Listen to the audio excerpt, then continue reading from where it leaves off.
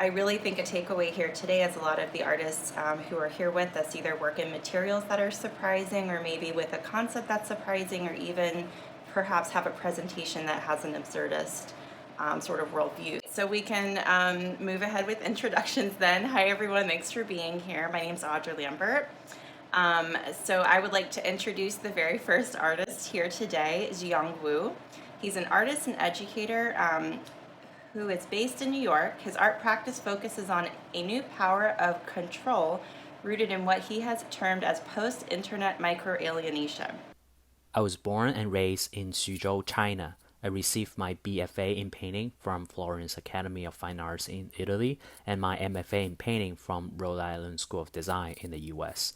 I currently teach at School of Visual Arts in New York. I'm a member of the Experiment on Art and Technology track at New Inc. New Museum and an artist in residence at Residency Unlimited. My art practice focuses on a new power of control that I have termed as post-internet microalienation, referring to contemporary technology, digital power structures, popular culture, the dynamics between identity and community, as well as the alienation of an individual's spirit and body. I draw on these themes to create works rooted in absurdist and carnivalesque techniques to propose a critique and celebrations of the hybrid and alienated culture. My artistic interests started with microalienation, which occurs on the global scale through political and economic oppression. My past multimedia works, The Story of the Pig and Carnival 2020, addressed these through Slaughtered Bodies and Killed Spirits, a world related to Orwell's 1984, and The Critical Examination of the Social Credit System, a Black Mirror reality. Other works refers to the invisible forces, such as algorithm-based commercials and data surveillance that disassemble an individual's value and irrationality in their everyday lives, or microalienation.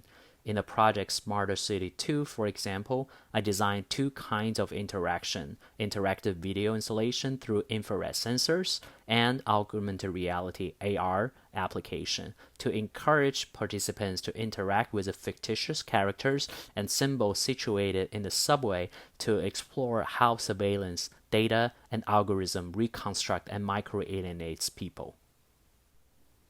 In my most recent project, A Woman with a Technology, I constructed a year-long examination of how specifically the internet algorithm personalize an individual's online experience and create the filter bubble, a situation in which an internet user encounters only information and opinions that conform to and reinforce their own beliefs.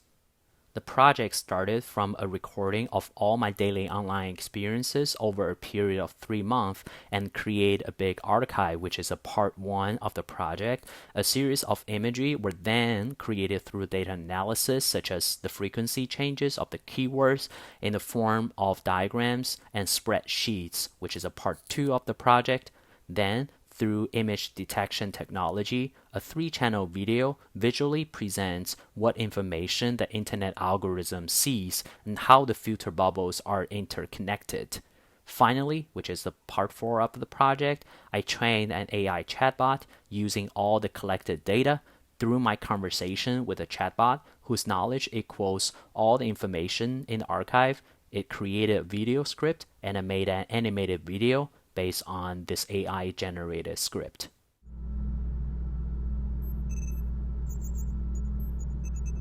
Educational rights. Asian American applicants. Asian American, Asian descent. Take a Asian American spot.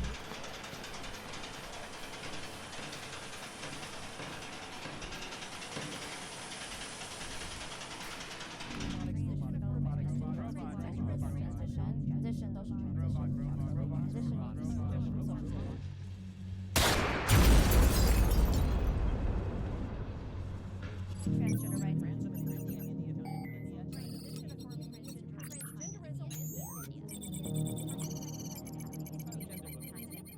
Thank you. So that was an introduction to Ziyang.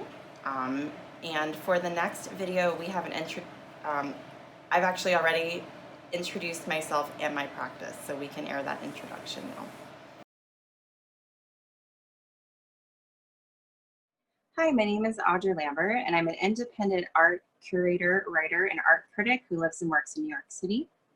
I'm very excited to be here today for the Trans-Border Art Conversation on Humor, and just wanted to provide you with a little sense of a background for myself and my practice. So I've worked as a curator for over 5 years here in New York City, with shows at venues including the Fountain House Gallery, the Arsenal Gallery, through the New York City Department of Parks. I've also worked on exhibitions, most recently for the institution of the Center for Jewish History, specifically for the Yeshiva University Museum there. And I'm also one of the founders of Outbreak, which is a nonprofit that looks into how the arts can work to help to foster socially engaged art that is in conversation, especially with the grassroots activism here in New York.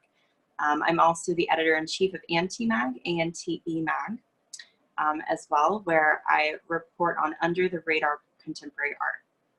So that's a little bit about me, and I wanted to really talk about humor, specifically in 3 of my projects, but also in the art world at large. So just real quick, I wanted to go through 2 exhibitions that I think have really had an impact on me through their presentation. So the first was the Art Spiegelman retrospective for the Jewish Museum in 2013. If you were there, then you know it was just a really, really powerful exhibition on humor and how subversion in the arts can really serve as a powerful tool. Secondly, I wanted to address an incredible show for humor just in the art world as a whole that was held at the Hayward Gallery, which was called Laughing in a Foreign Language. I just really love that title. And that was curated by Ralph Rugoff, who also was the curator for the Venice Biennale last year. And I wanted to quote him specifically because he had an interesting sort of insightful nugget of wisdom that he shared. So for this exhibition, he said specifically, laughter is universal. It is something that people in every culture can relate to. Humor, however, is socially specific, and I find that to be extremely true. And I wanted to run through the power of humor in art and how artists that I have worked with have actually harnessed that to manifest some really surprising and fantastic results. So I wanted to move into this idea of humor as almost a tool for artists to harness through their work as I look, as I have a look back and review just a few of the projects that I have worked on through the years. So the first one I wanted to talk about was through Outbreak.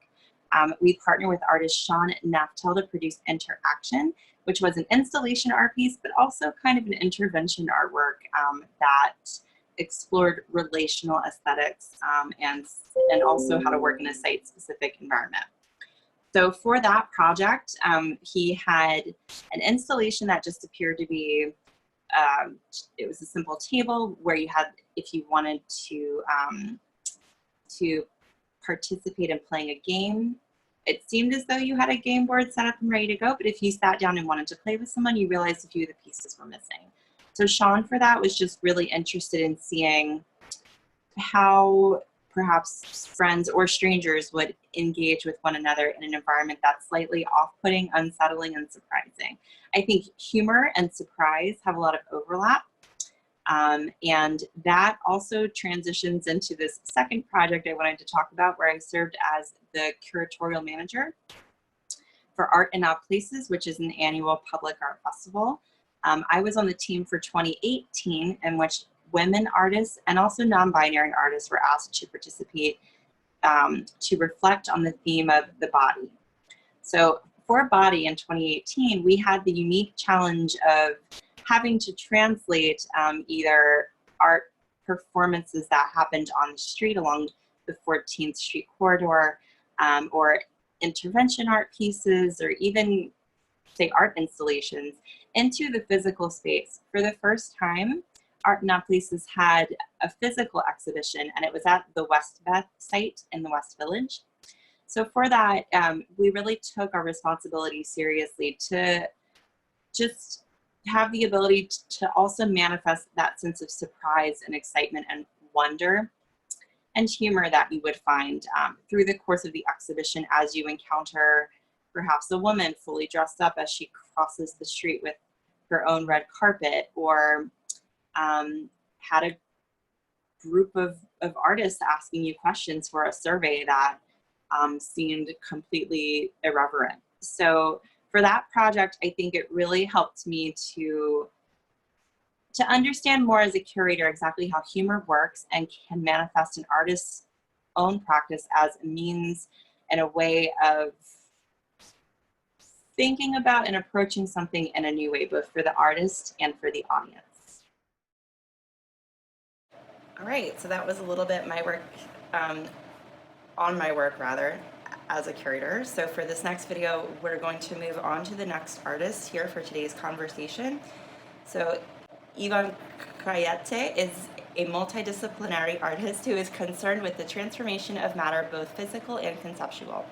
His drawings, assemblages, and installations are process-oriented and ephemeral. They speak to the nature of material impermanence, with emphasis on mark-making and registration. He employs a wide range of manual processes and organizational methods to infuse everyday items with new meaning and context. So with that, we'll look at Yvonne's video.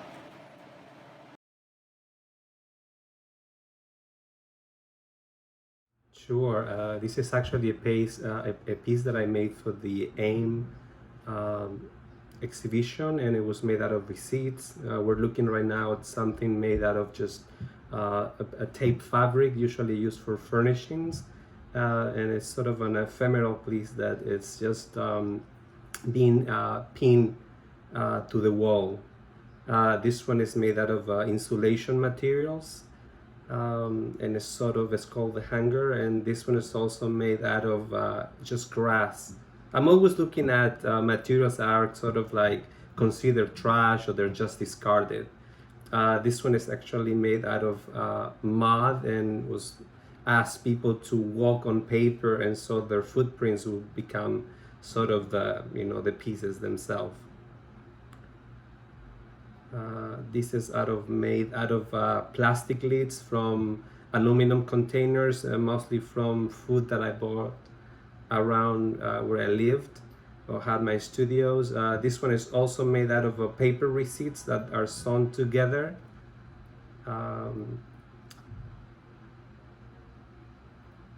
And it sort of refers to nets. This one is also made out of paper. In this case, are just post-it notes that were cut in a sort of a triangle shape and kind of brought together to create a sort of a prism, So this is from the outside, and the other one was looking from the inside out. This one is one of my latest piece, which it's basically made out of the accumulated prints of the New York Times, probably about 3 or 4 months of them, where I cut the headlines, and out of the remnants I made a pulp, which I then transformed into balls, which represented sort of a hidden stories, because you only had the headlines and you kind of had to imagine what the headline was about, and giving you ownership of the story. It was actually I had the interest to quantify the amount of information that we receive on a regular basis. This belongs to a series made out of what I call Velcro drawings. They're just wall drawings, and I'm sort of interested in that particular material because it has to do with ideas of weaving. It's one of the first materials that was used to actually first industrial wovens. And these are just small works on paper, which are very close to my practice because I'm interested in drawing. Drawing is kind of my first love. This one is a piece that I made out of a legal recording earlier this year, and it was presented at the center in Washington, D.C. All right, well, thank you. That was very insightful. And then for our final artist today, we actually have an introduction from the artist Tana Oshima on her work.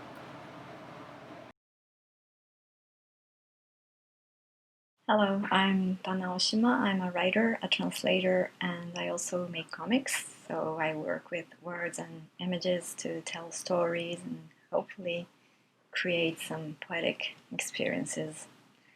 I don't have a studio. My studio is a desk in my bedroom in a tiny apartment in New York City. So I tend to work with very simple materials like pen, pencil, ink, and paper. I like self-publishing my comics because I think that gives me more freedom to do whatever I want and I can control the whole process. I became interested in comics because it happens to be a very flexible space to work in a way because it's you don't really have to fit fully in the literary world or in the art world, and in fact comics are kind of, especially independent comics, are kind of marginalized both by the publishing industry and the art market. And I think that offers more creative freedom to experiment and explore in different directions within the limits of the medium.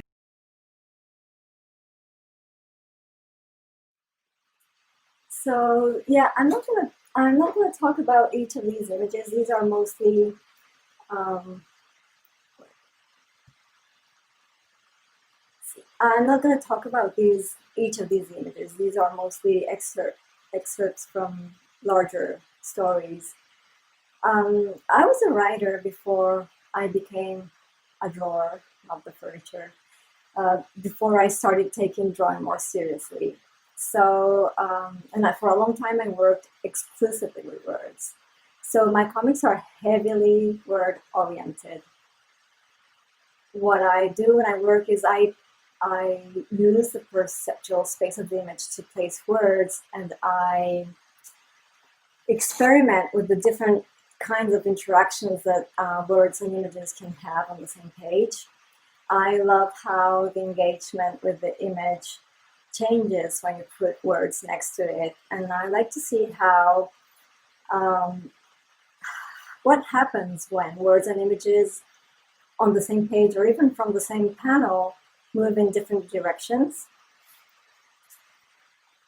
almost as if they were independent from each other but bonded by an unexpected meaning or an unexpectedly small part of the story. So I love that, and I like when the drawing has its own meaning and direction, and the words are telling or referring to a very different signifier, but put together they create something new and somehow make sense, hopefully.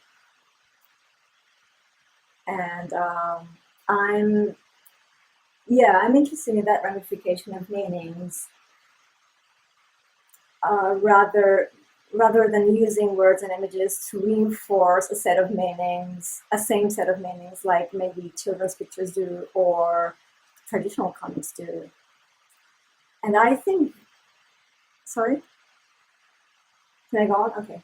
I also think the drawing in my comics kind of offsets the power of words because I give so much power to words. The words are sort of like the carriers of the weight of the truth or the weight of the story. So I like the drawing to lie a little bit, or maybe not lie, like they're completely disconnected from the story. But the drawing should be resisting the story a little bit, or maybe twisting its meaning. And I think that tension or that contradicting interaction between drawing and images may result in humor, even though I don't look for humor deliberately in my works, but I think that tension kind of results in some people find it funny somehow, which is great because most of the themes I cover are not funny at all, like, alienation or immigration, isolation, and being an outsider or foreignness. So I think that resulting humor is great. Yes, so thank you, Tana. So with that, I wanted to actually start the conversation by just saying out in the open how we are here in a very absurd sort of a moment in our everyday life and our everyday experience, and that's so far from where we expected to be this year. And while perhaps that's not humorous really necessarily, there is perhaps a wry sense of humor in seeing like how the tension that Tana mentioned, like having a juxtaposition in between the expectations and the reality for right now can really help to perhaps open up some new ways of thinking or some new avenues of interaction even for perhaps especially the situations where we're not able to have like the physical interactions we would normally have. We can perhaps even see ourselves being a little more present perhaps in a virtual way, either through these video calls or webinars, etc. So that's a starting point, I think, especially the idea of the mediation of the virtual, to hear more from you, Ziyang, on your practice. So I wanted to know more about how you perceive the evolving role that exists in between ourselves as individuals in a society and the evolution of, as you mentioned, a signature algorithm for each of us as the internet both records our movements and holds on to the information that we provide in order to track our habits. So specifically, I wanted to know more about the piece that you mentioned from 2019, The Woman with the Technology, and I wanted to hear if you could explain some of the absurdist aspects of the intersection of artificial intelligence and society and the individual today. Sure. Thank you for the question. First of all, thanks everyone for showing your work and sharing the work. And it's great to, even though it's short, but it's great to know everyone's practice. And I think to answer this question, I would like to maybe share two interesting details during the research and data collecting phase of the project, A Woman with a Technology. So the first is that from day 2, I began to receive related posts and videos about Andrew Yang, who is the Democrat presidential candidate for the United States. I had no idea who he was at first, and I think it was because the algorithm think that I might be an Asian based on my browsing history, and so I might be his potential voter, even though I'm not a U.S. citizen and won't vote for him anyway. The idea that the mechanism of supporting the candidate based on the same race is ridiculous, while it's actually, I think, has its functions here in this country. The second example I want to share is that throughout the whole process, I was suggested by the algorithm to watch a lot of information related to communities such as the LGBTQ, Asian American, and African American community, although I don't belong to any of the above groups. But I think the interesting, but I do focus very much on the issues of these community a lot. My analysis is that I think the algorithm believes I am maybe a person of color, with labels of either left or middle or low class or focusing on social equality, which I am, and then targets me with the related information. So the algorithm here is reconstructing me Chinese, which is my national identity, with other social identities such as gender and race based on American or Western values. So as a foreigner, I've become very aware of these experiences or I like outsider maybe, but these experiences, how they helped me to understand the left or right bubble, the red or blue bubble, or these bubbles created by the algorithm. Yeah, so then speaking from that perspective, I wanted to open it up to Tana and Yvonne to speak a little bit about surprise and humor in your work, and perhaps if we can start with you, Tana, and then move on to Yvonne. Okay, yeah, so as I was saying earlier, I think the tension or the contradiction between drawings and words in my stories may result in humor. It's not my intention to be funny, but I know people sometimes find it funny, and I think it's because of the odd relationship that is created between drawings and words, and the words are like leading the story and the drawings are not following it, so, or are twisting the meaning. So I do think that kind of may make it funny. I also think comics have a long tradition of humor, like cartoons, political cartoons. I think comics do offer a space for humor, but that's not my usual practice. And I think, like, if I want to be funny, I will just draw something funny, silly, or say something silly within like the standards of common humor. But you're right that maybe sometimes something that's surprising to the reader might result in something funny, even though that's not an intention. Sure. I'm Sorry, Yvonne, if you want to close this out with a meditation on that. Sure. Hello, everyone. Good morning.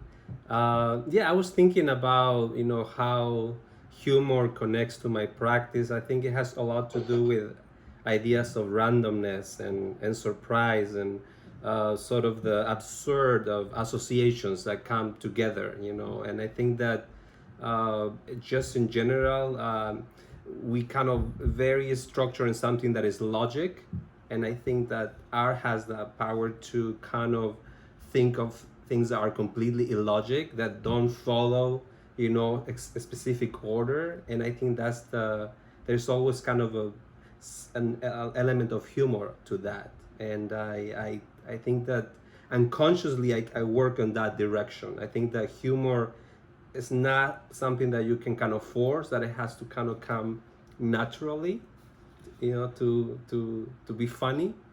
And I think that it's also more fun when you kind of just work it unconsciously, that just kind of a weird associations come about. Yeah, well, I just wanted to say thank you to all of you for all of your hard work and for all that you've just really done to prepare and to allow me a sense into your practice. So thank you again for all the work you put in for today and for all the insightful answers. And we look forward to seeing what you're working on in the future. And thank you to everyone who was here today to hear about humor and art. Thank you, Audra. Thank you, Audra. Thank you.